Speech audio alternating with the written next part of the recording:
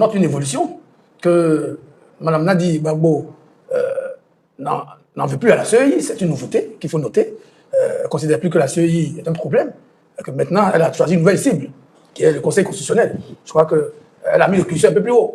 Donc, c'est ça la nouveauté. Après, bon, je ne sais pas comment elle compte mener ce combat contre le Conseil constitutionnel, puisque le Conseil constitutionnel se prononce en dernier ressort, c'est-à-dire le fait que juger les pièces qui lui sont amenées par la Commission électorale indépendante. Bon, elle dit que... Elle était la marraine des messagers, elle a été simplement invitée. Et à cette occasion, oui, elle a transmis sa foi aux femmes du PPACI. Elle a expliqué pourquoi elle est sûre que son mari sera sur la liste électorale. Et pour cela, elle s'est simplement attachée aux propos de Pubert. Il y a eu des vidéos qui ont été lancées, qui ont été analysées. Et à la suite des propos de M. Cubier, elle a dit, M. Cubier lui-même reconnaît que son mari a tous ses droits civiques et politiques. Donc, en principe, il doit être sur la liste électorale. Et M. Cubier, qui a même dit dans son explication, si à leur niveau, ça ne passe pas, c'est que le problème devient politique. Alors, c'est un aveu de puissance. Parce qu'aujourd'hui, nous sommes quasiment à 5 mois de l'élection présidentielle. On voit bien, et Valentin a posé la question, qu'est-ce que fait le PPACI pour que le nom du président Laurent Gbagbo soit sur la liste? La réponse est rien. Ils ne font rien. Et aujourd'hui, parce que la liste va être publiée dans quasiment un mois, on change de cible, on anticipe, on va maintenant vers le Conseil constitutionnel. Parce qu'on a guerroyé pendant pratiquement 6 mois sans résultat concret. Ce sont les propos de Nadi Bamba. Comment vous réagissez? Quelle lecture faites-vous de ces propos? Mais justement, moi je pense que quand on est démocrate, on ne peut que qu'être malheureux du fait qu'à 5 mois de l'élection présidentielle, il y a des candidats crédibles qui soient exclus. Je dis, pardon, mais bon, on ne peut pas se réjouir de ce fait-là. Après, quelle est la raison pour laquelle le président Gbagbo n'est pas sur la liste électorale? C'est qu'on évoque, si j'ai bien compris, il y a eu un procès, mais le procès, quand on le fait à Abidjan, c'est l'État des Côte d'Ivoire, si j'ai aussi bien compris, qu'il envoie à La Haye. Et pendant qu'il est à La Haye, on lui fait un procès, comme on dit, dans le dos pour prendre un raccourci. Moi, j'ai posé la question à des amis juristes, juste là, j'ai vraiment pas compris voilà, la logique de cette affaire-là. Donc, il faut parfois aller au-delà des artifices juridiques et pour la paix en Côte d'Ivoire. Je pense qu'on gagnerait à ce que les Ivoiriens qui ont envie de briguer la majesté suprême et qui peuvent le faire, on permet aux gens d'être candidats et puis après c'est le peuple ivoirien qui décide qui va être président. C'est dans l'intérêt du... C'est ce qu'on a vu là dans la presse. Mais je vous dis maintenant, sur l'information... Nous n'étions pas sur place, c'est pourquoi quand j'ai commencé... tous les médias qui ont relayé sont les médias crédibles. Oui, elle a été annoncée en qualité de marraine. Ça a été une mauvaise information. De votre maître de cérémonie, non, alors. Non, non, non. Elle a dit, pardon, M. Elle a été simplement invitée, comme elle a fait la dernière fois. M. Nyawa, s'il vous plaît. Non, c'est pas mauvais, mais c'est pas ce qui est. M. Nyawa, s'il vous plaît. Elle a dit que chaque fois que Mme Gbagbo a eu une prise de parole en public, elle a été invitée, elle n'a jamais pris l'initiative elle-même de le faire. C'est ce que vous voulez nous faire? Non, c'est pas ce que je vais dire. Je parle de la cérémonie du samedi. Oui, mais sinon, la fois dernière, elle a fait le tour d'Abidjan. Voilà. Donc, merci. Donc, Bateau, ensuite, vous aurez tout le temps.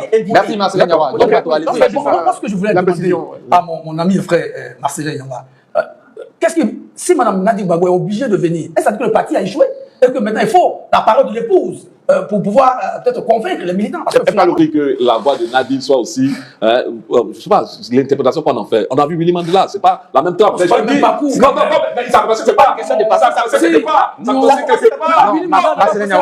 Ça commence quelque part. Moi, je dis aujourd'hui, c'est cette voix-là qu'il faut entendre. C'est de la voix, quand on est devant certaines obstructions, certains blocages, la voix de la... Je vais vous inviter à suivre ce débat jusqu'à la fin parce qu'il est très important, il est intéressant.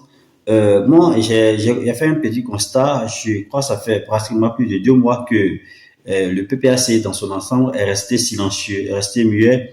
Moi, je me pose la question de savoir, ce silence prolongé est-il un aveu d'impuissance? Est-il synonyme d'impuissance face à l'injustice faite à M. Laurent Gbagbo?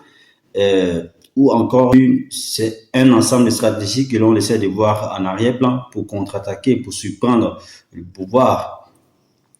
C'est cette question-là d'ailleurs que M. Guillaume Bateau essaie de mettre en lumière. Plus pour lui, c'est parce que le PPAC, après avoir créé depuis très longtemps, n'a plus de solution. Et aujourd'hui, par la voix de Mme Nadi Gbagbo, on ne parle même plus de la CEI et on s'attaque directement au Conseil constitutionnel et qui malheureusement se prononce en dernier ressort. Et donc, il se pose la question de savoir si le PPAC a encore de la force pour continuer le combat. Et moi, en tout cas, moi pour ma part, je sais, moi je me dis que ce sera très compliqué pour M. Laurent Gbagbo et ses compagnons de participer à cette élection présidentielle-là. Parce que ce qui est ici probable, c'est que c'est par un dialogue politique que son problème peut être résolu. Et alors que nous constatons que le RHDP, parti au pouvoir, n'est pas pour le dialogue politique en ce moment. Et toutes les propositions qui lui sont faites par l'opposition sont aussi rejetées.